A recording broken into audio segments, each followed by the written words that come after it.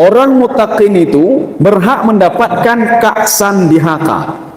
Muttaqin itu siapa? Ya, jadi kita nanti mengatakan saya sudah jadi orang muttaqin. Muttaqinnya kibanle. Kita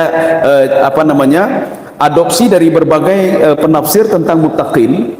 Ada penafsir yang mengatakan muttaqin itu ma yata'allaqu bil amri wan nahi. Segala sesuatu yang berhubungan dengan perintah dan larangan. Kalau seorang patuh kepada Allah, dia meninggalkan apa yang dilarang oleh Allah, itulah orang muttaqin. Jadi bukan jalankan perintah saja, larangan dia buat juga, itu bukan muttaqin. Yang kedua, muttaqin itu alladzi yattaqiyallah bi aqwalihi wa af'alihi wa tasarrufatihi. Dia itu bertakwa kepada Allah dengan menjaga mulutnya, menjaga anggota tubuhnya, dan menjaga segala aktivitasnya. Kalau dia itu terus dipantau oleh Allah Subhanahu wa taala. Ini muttaqin.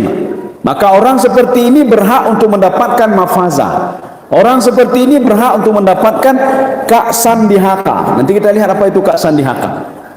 Ada yang mengatakan muttaqin itu as-sabru 'alal bala. Orang yang bersabar terhadap musibah itu namanya muttaqin. Maka orang yang bersabar terhadap musibah, dia ketika dimasukkan ke dalam surga, dia berhak mendapatkan ka'san dihaka.